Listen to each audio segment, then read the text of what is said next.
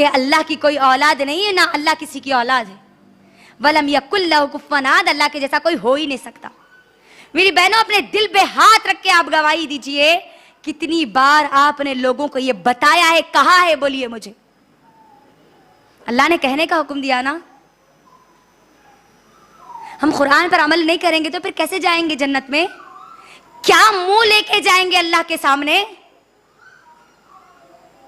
अल्लाह के सामने खड़े होंगे, अल्लाह सवाल करेगा, क्या तूने कुल का हक अदा किया? क्या जवाब देंगी हम? अल्लाह कुरान में कई जगहों पे कहता है, कुल या अय्युहल काफिरून, कहो इन काफिरों से। कुल या अहलल किताब, कहो इन अहले किताब से। कौन है अहले किताब? आज तो हमको मालूम भी नहीं है। यहूद और नसारा को अहले किताब कहते हैं। कुरान पर मुकम्मल अमल करे बगैर अल्लाह को राजी कर पाओगी? बोलिए। अल्लाह कहता है कुल कुल कुल, और हम क्या करते हैं? इकरा इकरा इकरा इकरा, पढ़ते जा रहे तोता मैना की तरह, जुम्मा को जुम्मा, रमजान को रमजान। कोई मर गए तो खत्म होता ही, जिसकी वजह से आज हमने दावत दीन की जिम्मेदारी को भुला दिया।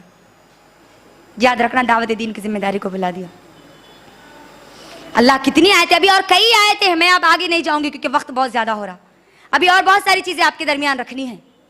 आपको इन तमाम आयतों में मुझे बताए, कहीं आपको ये दिखा अल्लाह बोले कि दावत का काम सिर्फ मर्द करना? कौन करना जी? फिर दोनों भी करना, मर्द भी करना, औरतें भी करना, तभी चुनो कामयाब हो सकते। तो अब औरतों का दावत के मैदान में आना क्यों जरूरी है, उसके कुछ 8 पॉइंट्स मैंने आपके दरमियान रखूंगी मैं इंशाअल्लाह, जो आज मुझे जरूरत लगी इन चीजों की। दावती मैदान में औरतों की आने की सबसे बड़ी जरूरत और अहम वजह यह है कि आज उम्मते मुस्लिमा को इसकी जरूरत है। उम्मते मुस्लिमा में पूरी मर्द और औरतें सब आ गई। आज इस्लाम पर कई किस्म के झूठे इल्जाम लगाए जा रहे हैं। इस्लाम दहशतगर्द है, इस्लाम लोगों पर जुल्म करना सिखाता है, नऊज़ुबिल्लाह से कई बातें जो सिखाई जा रही है। तो मेरी और आपकी जिम्मेदारी है, मैं और आप दावत के मैदान में आए और जवाब दें, लोगों को बताएं कि इस्लाम क्या है। और मैं उम्मत मुस्लिमा हूं तो मैं मुसलमान हूं तो कौन हूं?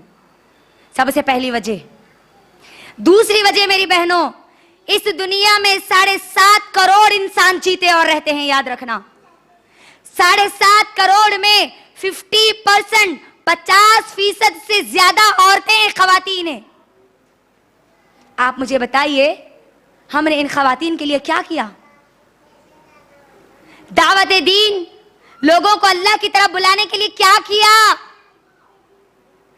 क्या अगर हम दावत के मैदान में नहीं आएंगी तो इनको फिर इस्लाम कौन बताएगा? वो माए जो मुसलमान के नाम पर गैर मुसलमानों की तरह जिंदगी गुजारे, उनको कौन बताएगा? कौन बताएगा उनको? हम बताएंगे, इसीलिए हमको आना है दावत के मैदान। दूसरी वजह। तीसरी वजह मेरी बहनों, आज जो मौशरा बिगड़ रहा है ना, औरत के बिगड़ने की वजह से। और दावती मैदान में आएगी तो वो बिगड़ने से बच जाएगी, उसको अपनी जिम्मेदारी याद रहेगी। और जब उसको याद रहेगी तो उसके पूरे घर को, उसके खानदान को, उसके पूरे कबीले को याद रहेगी। क्योंकि क्या कहा गया? एक मर्द की तालीम एक फर्द की तालीम है, एक औरत की तालीम पूरे खानदान और कबीले की तालीम है। एक औरत का सुधार पूरा खानदान का सुधार है। इसीलिए औरतों को आज दावती मैदान में आने की जरूरत है। चौथी वजह, आज हमारे माहौल और माशरे में, सोशल मीडिया में, हुकूमत में औरतों के मसाइल को बहुत सीरियस लिया जा रहा, खवातीन के मसाइल। लेकिन अफसोस, आज हमारे असल मसाइल क्या है वो बताने वाली, रिप्रेजेंटेशन करने वाली आज हमारी खवातीन वहां मौजूद नहीं है। तलाक का मसला उठाया गया ना, औरतों का मसला। हालांकि हम सब जानती है, आज हमने लोगों को नहीं बताया कि हमारे मसले क्या है, तो इन्होंने ऐसे मसलों को सीरियस लेना शुरू कर दिया जिसका इस्लाम में मुकम्मल इलाज है। लेकिन वो ये समझ रहे हैं कि औरत बेचारी है, बेचारी। तलाक उसकी जिंदगी का एक ऐसा मोड़ है कि वो बर्बाद हो जाएगी वहां से। क्यों ये बात कर रहे हैं? क्योंकि हम खवातीन ने उनको नहीं बतलाया कि असल तलाक है क्या। ये हमारा मसला नहीं है, बल्कि नहीं बताए हम। हमारे दूसरे जो मसाइल है ना, हम उनको नहीं बताए क्योंकि हम आज दावती मैदान में नहीं है। अच्छा, चौथी वजह है ये। पांचवी वजह मेरी बहनों, दावती मैदान में खवातीन की आने की जो जरूरत है वो ये है कि एक मर्द की तो इस्लाह हो रही है, लेकिन आज आप देखिए कि औरतें कितनी बिगड़ रही है। औरतों को बिगाड़ से बचाने के लिए औरत को ही दावती मैदान में आना होगा, क्योंकि एक औरत पर औरत की जो जुबान असर करती है, मैं नहीं समझती कि उस पर कोई मर्द की जबान असर करेगी। ये पांचवी वजह। छठवीं वजह यह है कि आज सोशल मीडिया में इस्लाम के ताल्लुक से क्या किया जा रहा, गलतफहमियां तो फैलाई जा रही, और उसके साथ साथ खवातीन के गलत मसाइल पेश किए जा रहे, गलत मसाइल, और उसका हल भी बताया जा रहा। और उसके ऊपर खतरनाक बात यह है कि वो जो हल बता रहे ना, वो गैर इस्लामी है, अन इस्लामिक है। गौर कीजिए, तलाक का मसला क्या अल्लाह ने नहीं बताया? आज उठाया गया नहीं, कानून बनाया गया बाज़ाब्ता। हमने नहीं बताया, हमने नहीं बताया, हम दावती मैदान में नहीं उतरी, जिसकी वजह से वो औरतें जो मजलूम है ना, वो मीडिया को सब कुछ समझ बैठी। उसको अगर इस्लाम का सही तरीका मालूम होता तो वो दर दर की ठोकरें नहीं खाती, दावत मैदान में होती, दावत दीन के काम में होती, तो उसको ये चीज मालूम होती।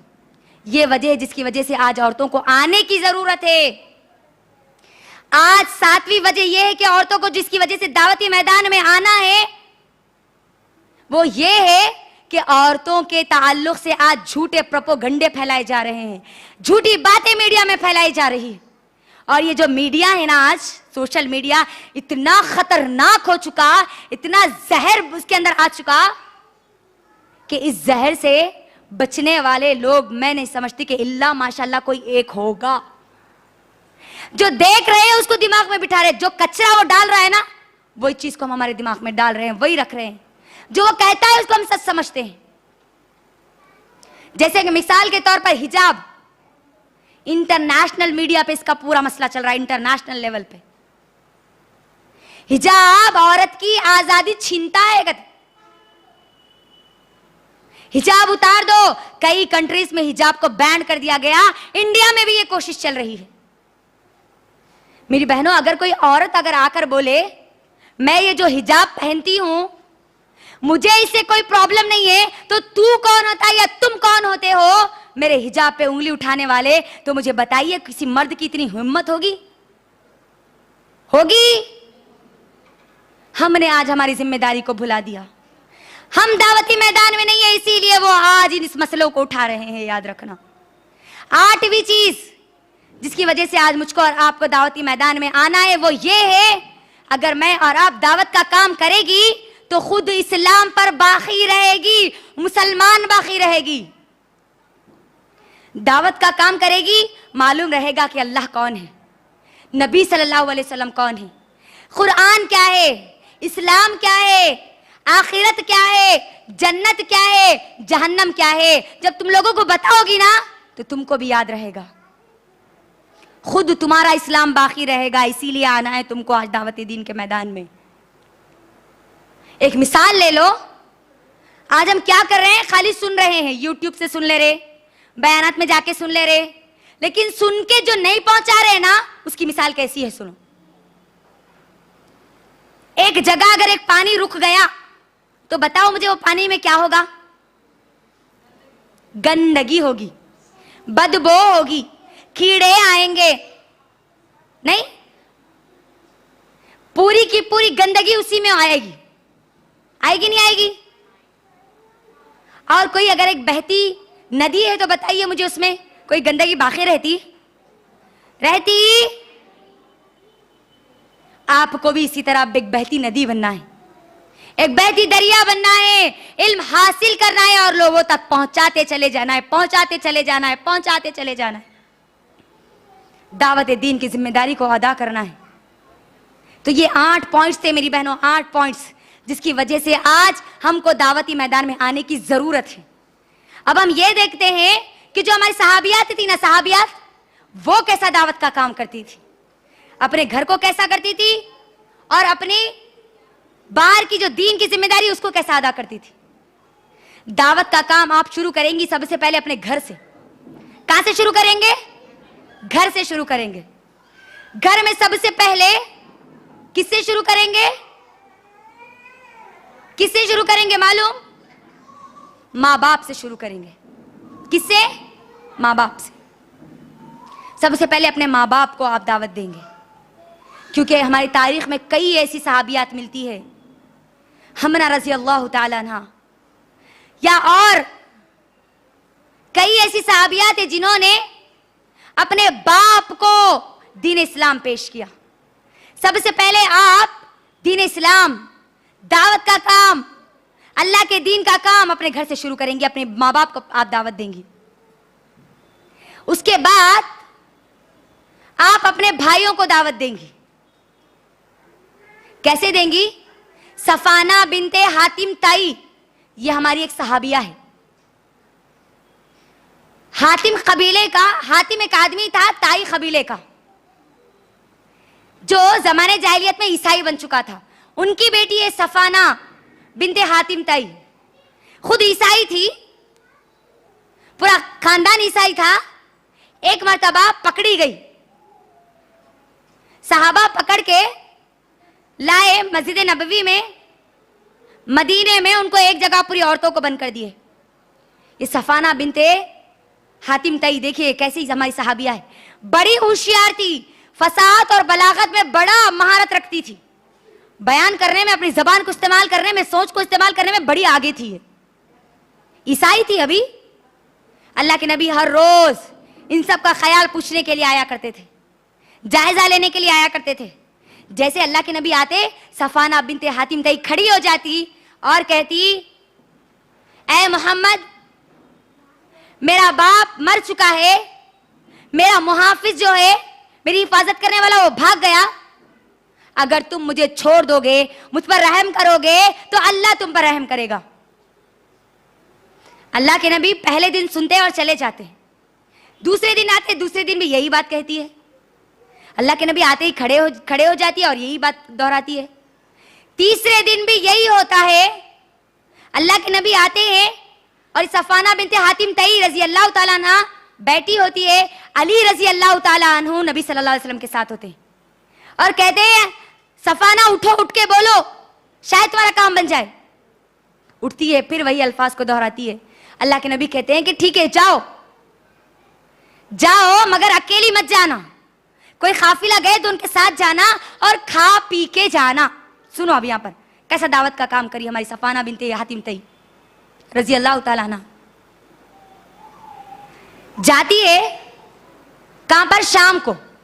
शाम में इनका कबीला था, इनका भाई अदी बिनते हातिम ताई जाके कहती है, कितना बुज़दिल है तू, तूने मुझे छोड़कर भाग गया। और सुन, गौर से सुन, वो जिसने मुझे पकड़ा था और छोड़ा है ना, वो दो में से कोई एक हो सकता है। या तो वो नबी है जिसका हम इंतजार कर रहे हैं, क्योंकि ईसाई किताबों के मुतालिक नबी सल्लल्लाहु अलैहि वसल्लम की निशानियां बता दी गई, या तो वो नबी है जिसका हम इंतजार कर रहे हैं, या तो फिर वो दूसरा बादशाह है।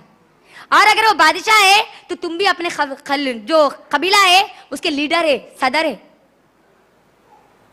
तो तुम क्या करो, जाओ उस शख्स के पास जाओ, अगर वो नबी होगा तो हम इस्लाम कबूल कर लेंगे, और अगर वो बादशाह होगा तो तुम्हारी इज्जत में कोई कमी नहीं करेगा। जाओ, भाई को उभारती है भाई को। ये भाई अदी बिनते हातिम तई आते हैं मक्का, आके नबी सल्लल्लाहु अलैहि वसल्लम से मिलते हैं। सबसे पहले जब उनका लिबास देखते हैं नबी सल्लल्लाहु अलैहि वसल्लम का, तो कहते हैं कि इनके जिस्म पर पेवंद लगे हुए, अब ये बादशाह नहीं हो सकते। साथ में घर जाते हैं और जाकर जब नबी सल्लल्लाहु अलैहि वसल्लम के साथ बैठते हैं तो नबी सल्लल्लाहु अलैहि वसल्लम का तकिया अदी बिनते हातिम तई को दे देते हैं। अदी बिनते हातिम तई कहते हैं कि नहीं, अब ये बादशाह नहीं हो सकता, क्योंकि बादशाह अपनी चीज कभी अपने मेहमान को नहीं देता। फिर नबी सल्लल्लाहु अलैहि वसल्लम से बात करते हैं, बात करने के बाद इस्लाम कबूल करते हैं, और इनके इस्लाम कबूल करने की वजह बनती है सफाना बिनते हातिम तई, एक बहन बनती है, बहन। फिर ये दोनों बहन भाई मिलके पूरे कबीले को इस्लाम की दावत देते हैं। अल्लाह अकबर। देखो कैसे भाई को दावत दे रही। आज अगर किसी बहन का भाई गैर मुस्लिम है तो हमारा काम है कि हम उसको इस्लाम की दावत दें, और अगर किसी का भाई मुसलमान है लेकिन गैर मुस्लिम की जैसी जिंदगी गुजार रहा है, तब भी आपका काम है आप उसको इस्लाम बताएं। बेपर्दगी, बेहयाई की गंदी नंगी फिल्में देखता है, पिक्चरें देखता है, तो आपका काम है आप आपके भाई को रोकें। भाई को दावत देंगी, उसके बाद किसको देंगी? शौहर को दावत देंगी। उम्मे हकीम कौन है? उम्मे हकीम अकरमा बिन अबू जहल की बीवी, अबू जहल का बेटा इकरमा, उनकी बीवी है उम्मे हकीम। कौन है ये इकरमा बिन अबू जहल वो है जिसका फतेह मक्के के वक्त अल्लाह के नबी ने ये ऐलान किया कि अगर इकरमा बिन अबू जहल काबे के खिलाफ में भी होगा तब भी उसको कत्ल कर दिया जाएगा। उम्मे हकीम रजी अल्लाह ताला अन्हा अल्लाह के नबी को कहती है कि ऐ अल्लाह के नबी, आप इकरमा को कत्ल मत कीजिए, मैं उसको बुलाती हूं और वो इस्लाम कबूल करेगा। जाती है अपने शौहर को समझाती है कि ये देखो इस्लाम क्या है, अल्लाह कौन है, नबी कौन है, और उम्मे हकीम के समझाने पर इकरमा बिन अबू जहल इस्लाम कबूल कर लेते हैं। देखो, इसी तरह हमारी उम्मे सुलैम रजी अल्लाह तआला अन्हा, अनस रजी अल्लाह तआला अन्हा की वालिदा, अनु की वालिदा, जब इनके शौहर मालिक का इंतकाल हो जाता, अबू तलहा का इनको रिश्ता आता। किसको जी? किसको बोलो? उम्मे सुलैम को। नींद आ रही सबको? लास्ट में पूछती हूं फिर मैं। उम्मे सुलैम रजी अल्लाह तआला अन्हा रिश्ता आता है अबू तलहा का। जब अबू तलहा का रिश्ता आता है तो अबू तलहा को कहती है, ऐ अबू तलहा, तुम वो शख्स हो जिसका रिश्ता इनकार नहीं किया जा सकता, क्योंकि बड़ी बेहतरीन हस्ती थी वो, जाने माने कबीले से जाते थे, वो मालदार थे, खूबसूरत थे। तो कहती है कि तुम्हारा रिश्ता तो इनकार नहीं किया जा सकता, लेकिन मैं तुमसे निकाह नहीं कर सकती क्योंकि तुम एक अभी मुशरिक हो और मैं एक मुसलमान हूं, एक मोमिना हूं। गौर करो यहां पर हमको क्या दर्स मिलता है। वो लड़कियां जो आज गैरों के साथ भागकर अपने ईमान को छोड़ रही है, मुर्तद हो रही है, उनके लिए मिसाल है हमारी उम्मे सुलैम रजी अल्लाह तआला अन्हा। ये नहीं कहा ए अबू तलहा तेरे पास इतनी दौलत है मैं इस्लाम छोड़ दूंगी, नहीं। क्या कहा? अभी उसको इस्लाम पेश किया। क्या कहती है? ए अबू तलहा, थोड़ा तुम्हारी अक्ल लगाओ, तुम कैसे चीजों को अपना माबूद बनाते हो? अपने हाथों से बनाए हुए माबूद तुम्हारे माबूद कैसे हो सकते? कभी लकड़ी का बनाते हो, कभी आटे का बनाते हो, जरूरत पड़ने पर उनको जला भी देते हो, जरूरत पड़ने पर उनको खा भी लेते हो। अबू तलहा कहते हैं कि उम्मे सुलैम ने मेरा दिमाग खोल दिया, मेरे दिल में इस्लाम की दौलत आ गई। जाती है, लेके जाती है नबी सल्लल्लाहु अलैहि वसल्लम के पास, दोनों मिलके आते हैं और अल्लाह के नबी उनका निकाह कराते हैं। और उम्मे सुलैम कहती है कि अबू तलहा का ईमान लाना ही मेरा महर है। और सहाबा कहते हैं कि सबसे अच्छा महर अगर किसी का था तो वो उम्मे सुलैम का महर था। देखो, ये नहीं कहा तुम बेदीन है तो मैं भी बेदीन बन जाऊंगी, नहीं, मैं दीनदार हूं, मेरा रिश्ता चाहिए तो तुमको दीनदार बनना पड़ेगा, मुसलमान बनना पड़ेगा। आज उन माओं के लिए भी दर्स है आज इसके अंदर सबक है एक, क्या है मालूम? हम जो बहाना बनाते हैं कि हमको दीनदार लड़कियां नहीं मिलती, दीनदार लड़के नहीं मिलते, ये बोलने वाले असल उनके अंदर ईमान की कमजोरी है। वो झूठे हैं अपनी बात में, क्योंकि वो दौलत को ढूंढते हैं, वो शोहरत को ढूंढते हैं, वो खूबसूरती को ढूंढते हैं, इसीलिए उनको दीनदार नहीं मिलते। अगर आप अबू तलहा रज़ी अल्लाह तआला अन्हु की जैसा इस्लाम अगर अपने बेटों के अंदर डालेंगी तो उनको उम्मे सुलैम की जैसी बेटी मिलेगी, बीवी मिलेगी। अगर आप उम्मे सुलैम की जैसा ईमान अपना मजबूत करेगी तो आपको अबू तलहा के जैसे रिश्ते आएंगे। याद रखना, याद रखना मेरी बहनों। तो यहां पर ये क्या कर रही थी? अपने शौहर को दावत दे रही थी, दावत का काम कर रही थी। इसी तरह अब मैं आपको बताऊंगी कि हमारी कितनी सहाबियात थी जो दावत के काम में बढ़ चढ़ कर कैसे काम किया करती थी। एक चार्ट के जरिए मैं आपको बताऊंगी ताकि हमारे दिमागों में बैठे। इतनी सहाबियात, अल्लाह अकबर। मेरे लिए मुश्किल था कि मैं कौन कौन सी सहाबियात के बारे में आपको बोलूं, लेकिन मैंने उसमें से गिन चुनकर कुछ सहाबियात के नाम लाए हैं ताकि हमको याद भी हो जाए और वो आमाल जो उनकी जिंदगियों में थे वो हमारी जिंदगियों में भी आ जाए। तो देखिए, सबसे पहले आप सब इधर देखिए, ये वो खवातीन है। देखिए अब दावत दीन में सहाबियात का किरदार। सबसे पहले कौन है यहां पर? देखिए उम्मे शरीक अल दोसिया रजी अल्लाह तआला अन्हा। कौन है ये उम्मे शरीक अल दोसिया? ये वो औरत है, हमारी ये वो सहाबिया है जो इब्तिदाई मक्के के दौर में इस्लाम कबूल किया और जो 3 साल खुफिया दावत का काम हुआ नहीं, उसके अंदर ये हमारी वो सहाबिया थी जो घर घर जाके औरतों को खुफिया तौर पे दीन पेश करती थी। अल्लाह अकबर। खुफिया तौर पे जाती, छुप छुप के जाती, लोगों को इस्लाम बताती। एक मर्तबा ये पकड़ी गई और लोगों ने उनको पकड़ लिया और कहा हम तुझे कत्ल कर देंगे, मार देंगे तुझको। लेकिन इनका कबीला बड़ा ऊंचा था, इसीलिए उनको छोड़ दिया गया। और फिर कहा कि अगर तू अगली बार से ये करेगी ना हम तेरी जान ले लेंगे, याद रखना। देखो हमारी उम्मे शरीक रज़ी अल्लाह तआला अन्हा ने क्या क्या, नहीं डरी, वो किसी से नहीं डरी, दावत का काम करती रही, लोगों को अल्लाह के दीन की तरफ बुलाती रही। दूसरा नाम देखिए, बसीरा रज़ी अल्लाह तआला अन्हा।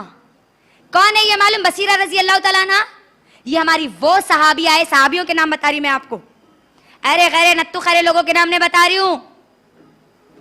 बसीरा रज़ी अल्लाह तआला अन्हा वो औरत है जो इब्तिदाई इस्लाम के दौर में मक्के में इस्लाम कबूल करती है। जब लोगों को मालूम होता है कि इन्होंने इस्लाम कबूल किया तो लोग इनको तकलीफें देना शुरू कर देते हैं, तकलीफ देना शुरू कर देते हैं, यहां तक कि उनके खानदान और रिश्तेदार उनका खाना पानी सब बंद कर देते हैं। वो क्या करती है मालूम है? खाना पानी बंद कर दिए मेरा, हमारे जैसे अगर औरतें रहे तो जान दे अम्मा पेट कुछ नहीं मिल रहा, मैं अब ये इकरार करके क्या करूं बल्कि छोड़ देती, नऊज़ुबिल्लाह। लेकिन ये हमारी बसीरा रज़ी अल्लाह तआला अन्हा क्या करी सुनो। पूरे महल्ले के लोगों को जमा करती है, पूरे रिश्तेदारों को जमा करती है और जमा करके ऐसी तकरीर करती है पूरे लोगों के दरमियान कि उनमें से कई लोग इस्लाम कबूल कर लेते हैं। बसीरा रज़ी अल्लाह तआला अन्हा। देखिए आप, उसके बाद कौन है? बरीरा रज़ी अल्लाह तआला अन्हा। बरीरा रज़ी अल्लाह तआला अन्हा वो है जिनकी तकारीर उमर बिन खत्ताब रज़ी अल्लाह तआला अन्हु सुना करते थे। उमर बिन खत्ताब रज़ी अल्लाह तआला अन्हु, आप अंदाजा करिए, उमर जैसा सहाबी माशाअल्लाह, किसकी तकरीर सुन रहे हैं? बरीरा रज़ी अल्लाह तआला अन्हु की। जैसे ही बरीरा रज़ी अल्लाह तआला अन्हु को मालूम होता है कि उमर बिन खत्ताब रज़ी अल्लाह तआला अन्हु को शहीद कर दिया गया, तो वो आती है और सहाबा के दरमियान ऐसा खिताब करती है, उमर बिन खत्ताब के बारे में, रज़ी अल्लाह तआला अन्हु के बारे में ऐसी बातें करती है कि अली रज़ी अल्लाह तआला अन्हु कहते हैं कि ए बरीरा, तूने आज जो कहा वो बिल्कुल सच कहा। यकीनन ये वो उमर थे जिन्होंने अपने आखिरत के लिए मुकम्मल तैयारी कर ली थी। ए बरीरा, तुझ पे अल्लाह रहम करे, तूने आज ना एक लफ्ज कम कहा ना एक लफ्ज ज्यादा कहा, सहाबा जिनकी तकारीर सुना करते थे। देखो हमारी सहाबियत कैसे तकरीरें करती थी, कैसे खिताब करती थी। अब उसके बाद कौन है? बरज़ा बिनते मसूद सखफी। इनको तारीख ने बेहतरीन खतीब कहा, मुबल्लिग इस्लाम, पुरजोश मुबल्लिग इस्लाम कहा इनको। जंगे अहद में बरज़ा बिनते मसूद सखफी क्या करती है मालूम है? जैसे ही वो देखती है कि मुसलमान गालिब आ रहे हैं जंगे अहद में, फिर देखती है कि मुसलमान भाग रहे हैं, तो पूरे मुसलमान मर्दों से मुखातिब होकर कहती है, रुको, तुम कहां जा रहे हो? अल्लाह के नबी की हिफाजत करो, अल्लाह के दीन की हिफाजत करो। मुसलमानों का यह शेवा नहीं है कि वो जंग के मैदान को छोड़ के भागे।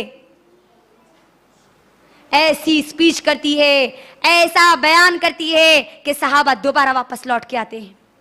और इनका सबसे बड़ा कारनामा यह है कि जंगे अहद के बाद, जंगे अहद में जितने सहाबी शहीद होते हैं, उनके घर घर को जाकर जिहाद की फजीलत बयान करती है। तुम्हारा शौहर मर गया, तुम्हारा शौहर शहीद हो गया, तो सुनो तुम्हारे लिए ये अज्र है। घर घर जाके बयान करती औरत है ये, देखो हमारी सहाबिया है। उसके बाद कौन है? फातिमा बिनते वलीद रजी अल्लाह ताला अन्हा। अल्लाहु अकबर। कौन है ये मालूम है? खालिद बिन वलीद रजी अल्लाह ताला अन्हु की बहन।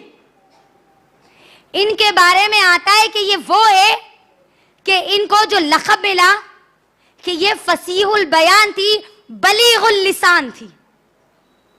बयान करने में मर्दों को पीछे कर देती थी, सहाबा को पीछे कर देती थी। जब इन्होंने इस्लाम कबूल किया तो ये मदीने में रहती, मदीने के आसपास जितने कबीले होते ना, मदीने के छोटे छोटे जितने कबीले, वो कबीलों के घरों में जाती, वो कबीलों में जाती, अल्लाह कौन है बतलाती, नबी सल्लल्लाहु अलैहि वसल्लम कौन है बतलाती, इस्लाम क्या है ये बतलाती। और मदीने में रहने वाली सहाबियात को जंगे ओहद, जंगे बदर, जंगे खैबर, इनके बारे में बतलाती रहती और उनके अंदर दीन का जज्बा पैदा करती।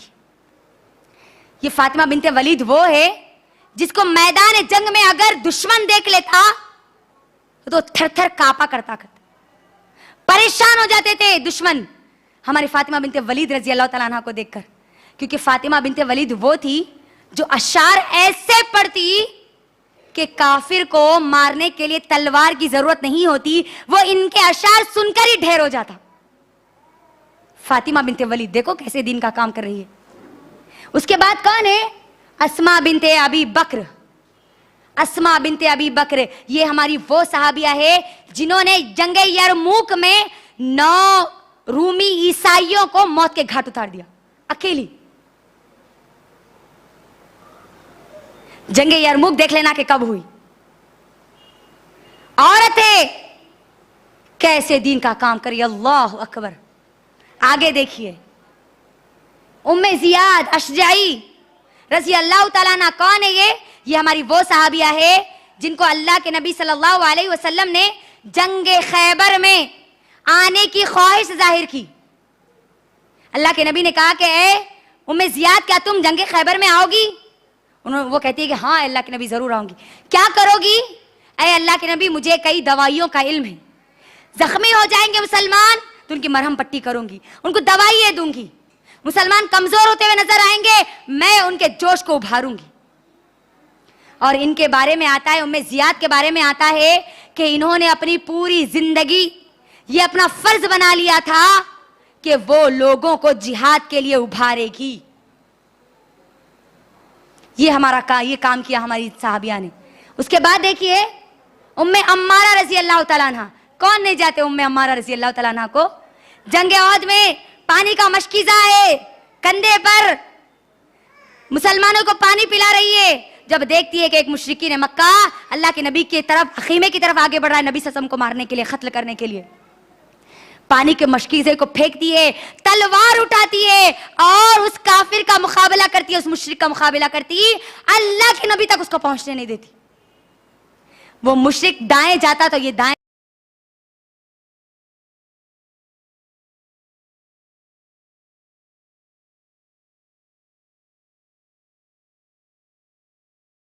अल्लाह के नबी तक उसको पहुंचने नहीं देती।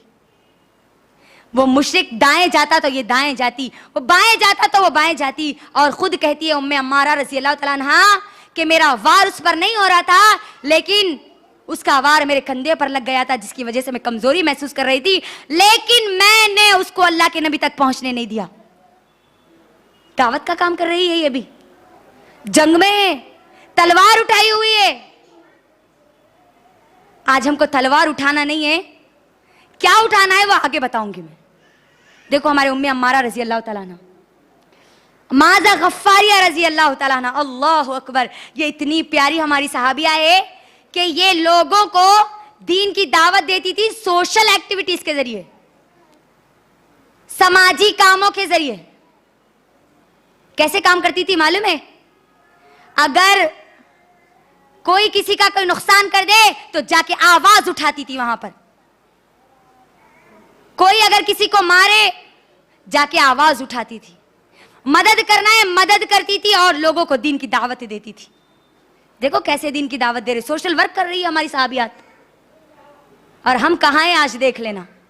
उसी तरह उम्मे मुगीस, ये वो हमारी मशहूर साहबिया है जिनको मशहूर खतीब कहा गया। मदीने में सहाबा के दरमियान मशहूर बयान करने वाली समझी जाती थी। उसी के साथ साथ आयशा बिनते उस्मान रजी अल्लाह तआला अन्हा। कौन है आयशा बिनते उस्मान? उस्मान रजी अल्लाह तआला अन्हु की बेटी। मालूम है ना उस्मान रजी अल्लाह तआला अन्हु कौन है? मालूम है ना? जब उस्मान रजी अल्लाह तआला अन्हु का इंतकाल हुआ, उस वक्त आयशा बिनते उस्मान रजी अल्लाह तआला अन्हा, उस वक्त जो सहाबा मौजूद थे उन सहाबा के दरमियान और जो बलवाइया मौजूद थे उनके दरमियान खड़ी होती है और ऐसी फसाहत और बलागत के साथ पुरजोश तकरीर करती है जिसकी मिसाल हमको फिर कभी नहीं मिलती, कहीं नहीं मिलती। सहाबा के बीच में बाप के शहीद होने पर आयशा बिनते उस्मान रज़ी अल्लाह अन्हा तकरीर कर रही है। यहां पर देखिए, आज मैं और आप दूर है आज दीन के काम से। देखिए हमारी साहबियात कैसे काम कर रही है। अस्मा बिनते यजीद बिन साकिन दर्स देती है ये खवातीन को, औरतों को। इसी तरह उम्मे वर्खा आयशा रज़ी अल्लाह तआला अन्हा, उम्मे माज बिनते माज, उम्मे साद बिनते माज रज़ी अल्लाह तआला अन्हा, माजा बिनते अब्दुल्ला रज़ी अल्लाह तआला अन्हा, ये हमारी वो खवातीन हैं जो हाफिजा भी हुआ करती थी और साथ में लोगों को दर्स भी दिया करती थी, बयानात भी दिया करती थी, लोगों को तकरीरें तैयार भी करती थी, लोगों की तकरीरें तैयार करके ये देती थी। देखो हमारी ये सहाबियात। आप मुझे आपके दिल पे हाथ रख के बोलो कि ये पूरे सहाबियात में से कोई एक सहाबी का भी किरदार आज हम अदा कर रहे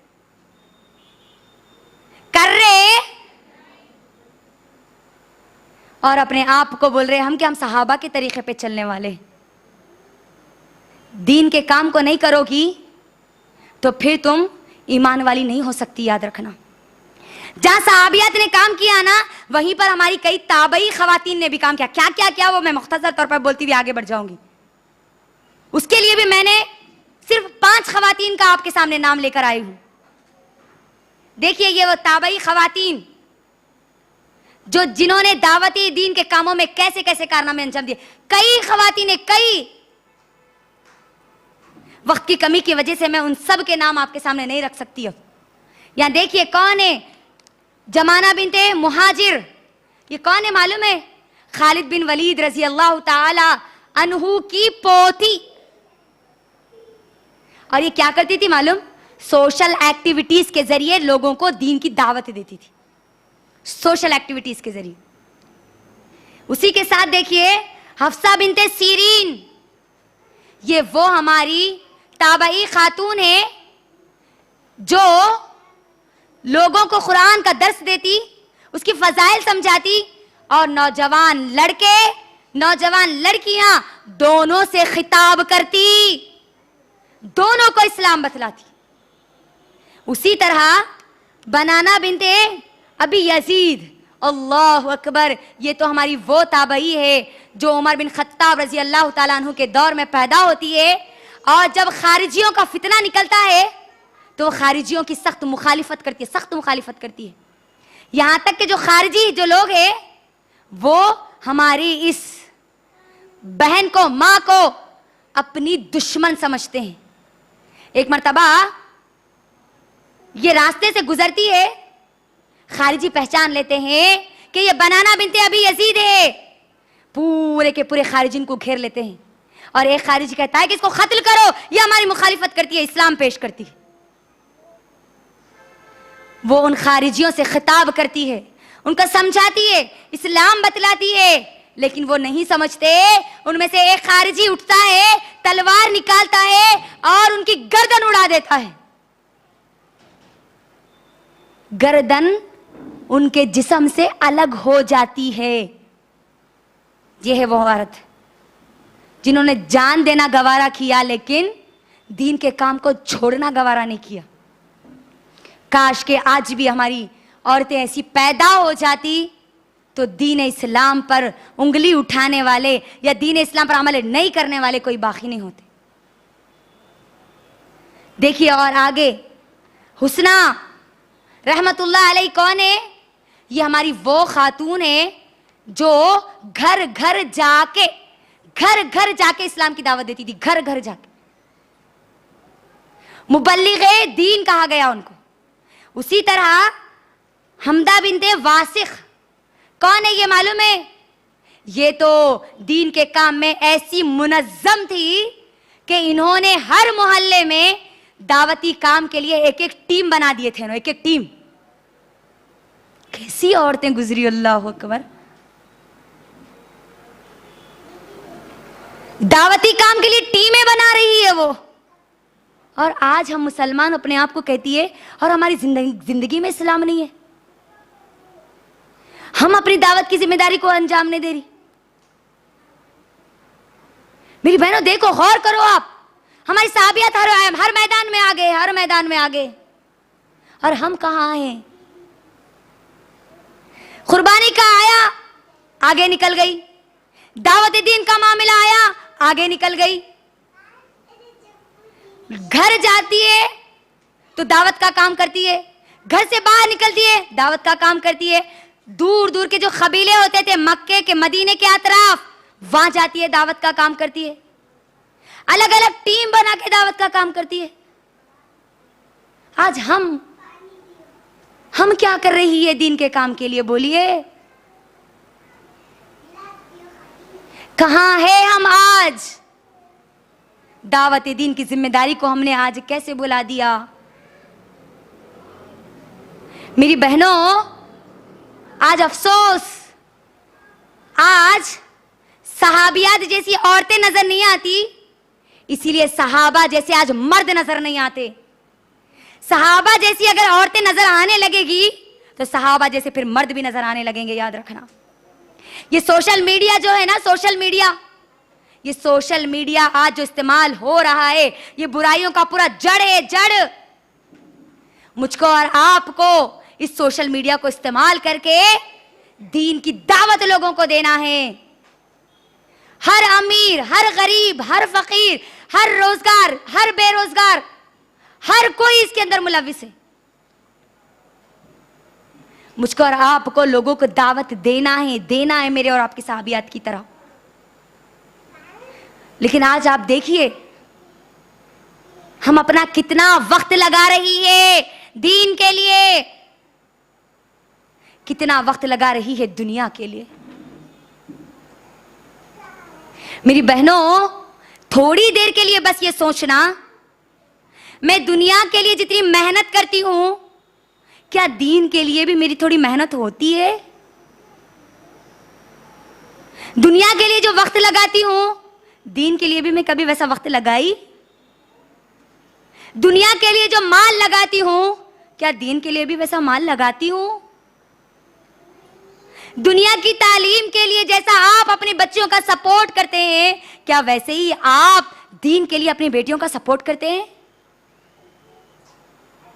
बेटी एमबीबीएस बन रही, बीडीएस बन रही, डीएड कर रही, बीएड कर रही, माँ बाप पूरा सपोर्ट करते हैं, लेकिन उस लड़की को सपोर्ट नहीं करते जो दीन का काम करना चाहती है। आप हाथ रख के गवाही दीजिए मुझे, करते हैं हम वैसा सपोर्ट? हम क्या कहते हैं? जाओ, सुनो, बैठो, आ जाओ, अमल की कोई जरूरत नहीं है। अफसोस की बात है मेरी बहनों, जबकि दोनों को, माँ बाप को भी दावत के मैदान में आने की जरूरत थी, औलाद को भी दावत के मैदान में आने की जरूरत थी। कल क़यामत के दिन मेरी बहनों, नबी सल्लल्लाहु अलैहि वसल्लम की हदीस कि अल्लाह क़यामत के दिन तमाम लोगों में से कुछ लोगों को अल्लाह बुलाएगा, और जिन लोगों को बुलाएगा उनमें से आप भी हो सकते हैं, मैं भी हो सकती हूं। मैं अपनी तकरीर के आखिरी मरहले में हूं, अब गौर से सुनना। कल क़यामत के दिन अल्लाह हम में से कुछ लोगों को बुलाएंगे और बुलाकर सवाल करेंगे, ऐ मेरी बंदी, तूने मेरे लिए क्या किया? बंदी कहेगी, ऐ अल्लाह, मैंने नमाज पढ़ा, मैंने रोजा रखा, मैंने हज किया, मैंने सदका खैरात किया। अल्लाह कहेगा, तूने मेरे लिए क्या किया? बंदी कहेगी फिर से, अल्लाह नमाज पढ़ी, रोजा रखी, सब करी अल्लाह। अल्लाह फिर सवाल करेगा, तूने मेरे लिए क्या किया? दीन के लिए क्या किया? अपनी औलाद को दीन कितना सिखाई? खुद दावत दीन कितना दी? जब बंदा या बंदी के पास कोई जवाब नहीं होगा, अल्लाह ना करे, अल्लाह अगर मुझको या आप में से अगर किसी को बुला ले और वो ये जवाब ना दे पाए, तो सोच लेना उनका फिर हाल क्या होगा। अगर हम में से किसी को अगर बुला ले, मैं और आप फिर अल्लाह को क्या जवाब देंगे? सोच लेना मेरी बहनों, सही हदीस है ये अल्लाह के नबी की। आखिरत में तो नुकसान होगा ही होगा, दुनिया में भी होगा। तिरमिज़ी की हदीस, अल्लाह के नबी सल्लल्लाहु अलैहि वसल्लम कहते हैं, तुम लोगों, तुम भलाई का हुक्म दो, बुराइयों से रोको, अगर तुम ऐसा नहीं करोगे तो अल्लाह का आज़ाब तुम पर आएगा। तुम दुआएं करोगे लेकिन तुम्हारी दुआओं को कबूल नहीं किया जाएगा। भलाई का हुक्म नहीं दोगी, दावत के काम में नहीं आओगी, दीन का काम नहीं करोगी, तो अल्लाह का आज़ाब तुम पर आएगा। और जब आज़ाब आएगा उस वक्त दुआएं करोगे, अल्लाह दुआएं कबूल नहीं करेगा। और वो आज़ाब किसी भी शक्ल में आ सकता है, बीमारी की शक्ल में, शुगर की शक्ल में, बीपी की शक्ल में, थायराइड की शक्ल में, किसी भी बीमारी की शक्ल में आ सकता है, किसी भी मुसीबत की शक्ल में आ सकता है, किसी भी परेशानी की शक्ल में आ सकता है। और उस वक्त जब हम अल्लाह से दुआएं करेंगे ना, तो अल्लाह कहता है, नबी सल्लल्लाहु अलैहि वसल्लम क्या बोल रहे हैं कि अल्लाह उस वक्त हमारी दुआएं